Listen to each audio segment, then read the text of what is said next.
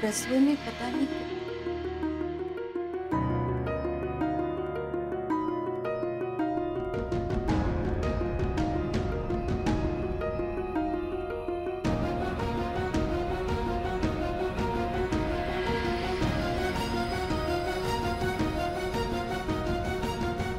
क्या अम्मा, आज भी किचन में घुस गई हैं आप?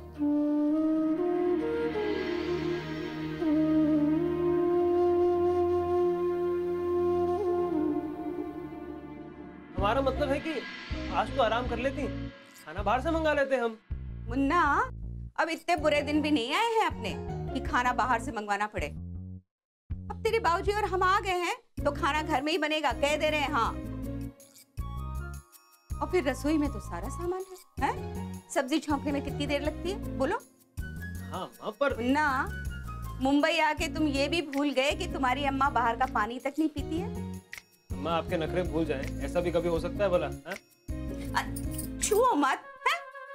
जाओ जाके स्नान करो पहले। हाँ, और नहीं, वो तुम्हारी डब्बे वाली नानी जी है ना, उनसे जाके कह दो कि हमारी अम्मा आ गई हैं, अब खाना घर में ही बनेगा, डब्बे की जरूरत ना है। जाओ, हम जब तक सब्जी काट लेते हैं। हाँ तो बन गया होगा। इतने पढ़ाने के प्लान बनाने में ना माँ तो माहिर। ये तुम अपने बाबूजी की तरह बड़बड़ाना कहाँ सीख गए हो, हैं? अरे जाओ। हम जाते हैं अम्मा, जाते हैं। काय अक्षर काढलंय?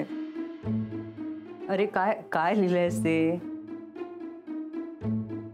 गरज सरो वैद्य भरो नाही, गरज सरो वैद्य मरो. म्हणजे एखाद्याची गरज असते ना, तर कोणीतरी मदत करतं, मग त्या मदत करणारा तो विसरून जातो. ही जी वृत्ती आहे ना, त्याच्यासाठी ही म्हण आहे, गरज सरो वैद्य मरो. हा, 5 वेळा लिहून काढ. बघते ग, 5 वेळा लिहून काढा. नमस्ते आंटी जी. हाँ हाँ हाँ हाँ, ये शिव, आती है. हाँ, हम बस आपको एक मैसेज देने आए हैं. भाई हे लिहू का? अरे 5 वेळा लिहायचं म्हणून सांगितलं ना, लिह. हाँ बोलो. जी आंटी जी, वो हमारे अम्मा बाबूजी आए हुए हैं ना. हाँ, तो अब अम्मा घर पे ही खाना बनाएगी. आज से 4-5 दिन के लिए डिब्बा नहीं चाहिए.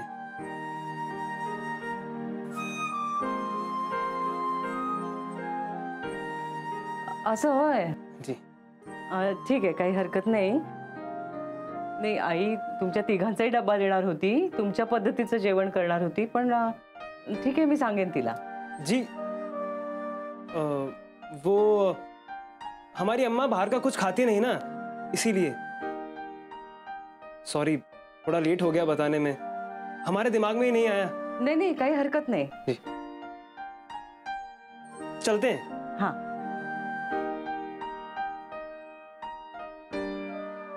लिहिलं का? 5 वेळा लिहिलंय का? आणि ते बरोबर लिहिलंय का? हाँ?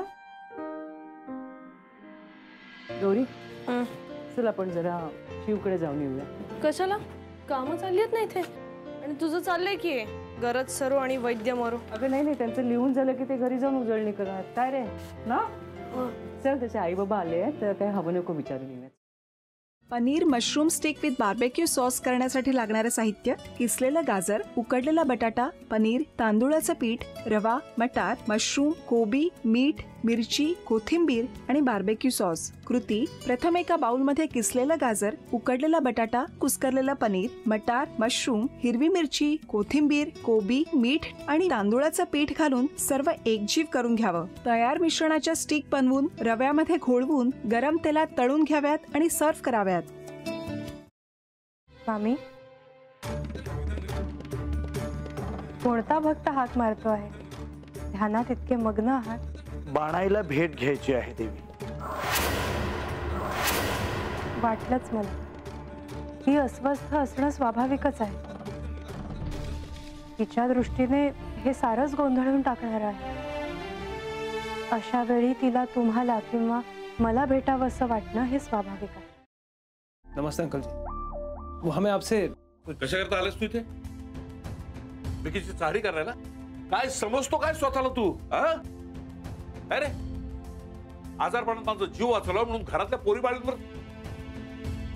अरे कुठून कुठून येता तुम्ही, नाही ते उद्योग धंदे करता इथं. खपवून घेणार नाही मी सांगतो तुला. मी फार वाईट माणूस आहे लक्षात ठेव. हा पोलिसात देणार होतो तुला.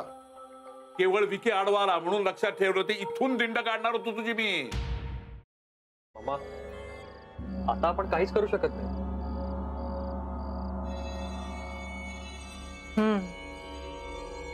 पण आर्चिस, हे असं कसं शक्य आहे? आपण तर सगळे आवाज रेकॉर्ड केले होते ना, राईट? हो. मग हे असे कोणते आवाज रेकॉर्ड झाले जे आपल्याला ऐकूच आले नाहीत? I mean, how can it be possible?